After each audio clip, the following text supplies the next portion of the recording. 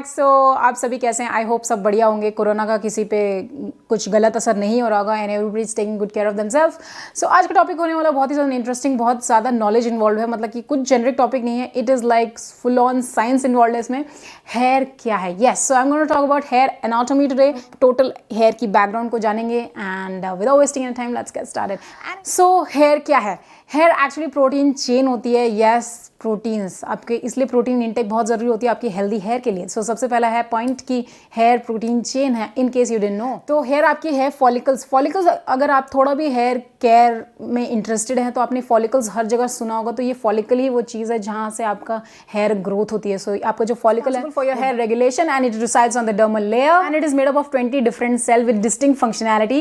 And जो आपका hair type होता है ना, it depends upon the complex interaction between the hormones, neuropeptides and immune cells. जो भी आपके 20 डिफरेंट सेल के बारे में जो मैंने बात की है, जो कॉम्प्लेक्स इंटरेक्शन होता है that actually decides the type of hair on your head and your facial hair भी थोड़े सॉफ्ट होते हैं आपके हाथ पे देखा जाए तो, मतलब उससे होता है दैट इंटरेक्शन जो हो रही होता है ना, उससे आपका हेयर टाइप डिसाइड होती है। So here is divided into 2 parts, एक होता है फॉलिकल और एक होता है शाफ्ट। जो फॉलिकल होता है वो आपके स्किन के नीचे होता है और जो शाफ्ट होता है वो आपके हेयर जो नज़र आते हैं आपको। सो जो बीनीथ के पार्ट है हम पहले उसके बारे में बात करेंगे। जो है फॉलिकल, मैंने ऑलरेडी बताया कि वो आपके हेयर ग्रोथ के लिए रिस्पॉन्सिबल होता है। सो नीचे एक्चुअली क्या चल रहा होता है, हेयर का जो फॉलिकल है वो आपकी डर्मिस पे रिसाइड करता है और ऑल्सो वो आपका हेयर कभी आपने एकदम प्रॉपर एक सडनली पुल आउट कर दिया हो तो आपने नोटिस किया होगा उसके नीचे एक बल्ब सा होता है, लाइक छोटा एक वाइट सेक्शन सा होता है, you can also feel it. तो वो फॉलिकल का ही पार्ट होता है, that is actually the bulb, जिससे आपकी, और वो जो बल्ब होता है उसके नीचे होती है ब्लड वेजल्स।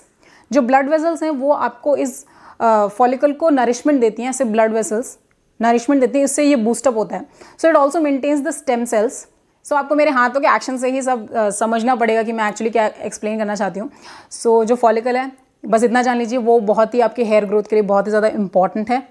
सो जो ब्लड वेसल्स है उसको नरिशमेंट देती हैं और वो हेयर बूस्ट होता है और वो स्किन के ऊपर आता है। सो जो ऊपर जो आ जाता है वो है शाफ्ट होता है। वो further divide two three layers. ये शाफ्ट जो आपको बहुत ही पतला हेयर नजर आता है, वो भले इतना पतला हो बट एक्चुअल में उतना पतला नहीं है, बिकॉज उसमें फर्दर 3 लेयर होती हैं। One is cuticle, cortex and medulla. जो क्यूटिकल होता है वो आपकी टॉप मोस्ट लेयर होती है, वो एक्चुअली सेल्स होती हैं जो आपकी ओवरलैप करके एक प्रोटेक्टेड लेयर बनाती हैं आपके शाफ्ट के ऊपर, that is a top most layer. जैसे ये मान लीजिए ये शाफ्ट है और सेल ऐसे ओवरलैप करके एक प्रॉपर लेयर बना देती है जिससे आपके शाफ्ट को कोई डैमेज ना हो। So that is actually the cuticle. And one more thing कि हमारा जो हेयर कलर होता है वो क्यूटिकल से नहीं आता है, वो एक और जो लेयर जो मैंने बोली कॉर्टेक्स, वो उससे डिसाइड होता है। So cuticle layer doesn't actually decide the hair colour. जो सेकंड है that is a cortex. Cortex layer आपकी क्यूटिकल और मेड्यूला के बीच में लाई करती है। It is actually the thickest layer. इसमें क्या होता है, एक पिगमेंट कैरी करता है दैट इज द मेलानिन। वो आपके हेयर कलर को एक्चुअली डिसाइड करता है, whether it's going to be red, blue, black और व्हाटएवर इट इज। ब्लू तो यूजुअली होते नहीं है, but I am just saying कि जो भी मेलानिन आपके होता है उसमें वो आपका कलर डिसाइड करता है, not the cuticle. So melanin again 2 type का होता है, यूओमेलानिन एंड फियोमेलानिन। यूओमेलानिन होता है नॉर्मली जो हमारे ब्लैक हेयर होते हैं या ब्राउन हेयर होते हैं, यूओमेलानिन उसमें ज़्यादा पाया जाता है। और जो फियोमेलानिन होता है वो रेडिश टेक्सचर वाले हेयर में पाया जाता है। और ये मेलानिन के ही लेवल के वेरिएशन से हमारे हेयर का कलर वेरी करता है। जैसे अगर हम जब एज करते हैं तो हमारा हेयर का मेलानिन जो है वो कम होता जाता है और हमारे हेयर वाइट हो जाते हैं। तो इन केस अगर आपकी प्रीमेच्योर ग्रेइंग हो रही है, इसका मतलब आपका मेलानिन इम्बैलेंस हो रहा है। So you need to maintain that. So that can be done by intaking almonds. And जो ब्लॉन्ड हेयर होते हैं उनमें बहुत ही कम मेलानिन होता है। Third layer is medulla, that is actually the innermost layer. वो दिखाई नहीं देती है and it is a soft and fragile layer, serves as a marrow of your hair.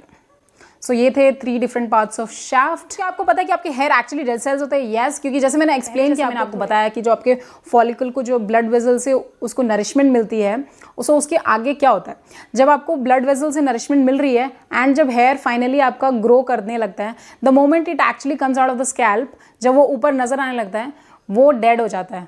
Because जब वो बीनीथ है तब वो अलाइव सेल्स हैं उसमें, जब वो जैसे ही क्रॉस करता है स्किन को वो डेड हो जाता है। सो या this is something which I actually wanted to share. अगर आपको नहीं पता था तो गुड, आई शेयर। हेयर हमारे डिफरेंट टाइप के होते हैं, जैसे मैंने कहा कि हमारे हेयर कॉम्प्लेक्स इंटरेक्शन पे डिपेंड करता है कि हमारा टाइप क्या होने वाला है। सो मल्टीपल फैक्टर्स हैं जो आपके हेयर टाइप को डिसाइड करते हैं। टोटली 6 फैक्टर्स हैं, 6 या।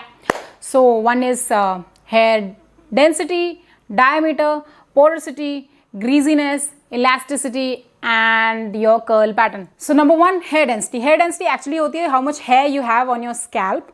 ये hair density is different and hair diameter is different. Diameter पतली हो सकती है लेकिन density high हो सकती है. So and vice versa. तो it's not necessary कि अगर आपकी high density है तो आपकी diameter भी ठीक होनी चाहिए. सो आप मिरर टेस्ट कर सकते हैं जिसमें आपको अपने हेयर को पार्टीशन करना है and just you have to see कि आपका स्कैल्प बहुत ही इजीली अगर नजर आ रहा है मतलब आपकी थिन डेंसिटी है, अगर आपका पार्शियली नजर आ रहा है मतलब आपकी मीडियम डेंसिटी है and in case you can बेयरली see your scalp मतलब आपकी थिक डेंसिटी है. कांग्रेचुलेशन, आपके बहुत घने बाल हैं. Number 2, hair diameter. डायमीटर मतलब कि आपके हेयर स्ट्रैंड की विड्थ कितनी है. ये एक्चुअली बेस्ट वे है इन डिटरमाइनिंग कि आपका हेयर टाइप कौन सा है.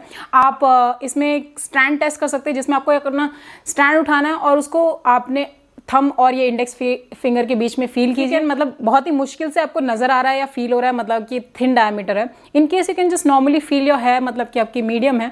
अगर आपको बहुत ज़्यादा डिस्टिंक्टली फील हो रहा है मतलब कि thick diameter, you can also compare with a thread. जो स्विंग थ्रेड होता है उससे कंपेयर कर सकते हैं. अगर आपका हेयर थ्रेड से भी मोटा है मतलब आपका थिक डायमीटर है. अगर ऑलमोस्ट थ्रेड जितना ही है मतलब आपका मीडियम डायमीटर है.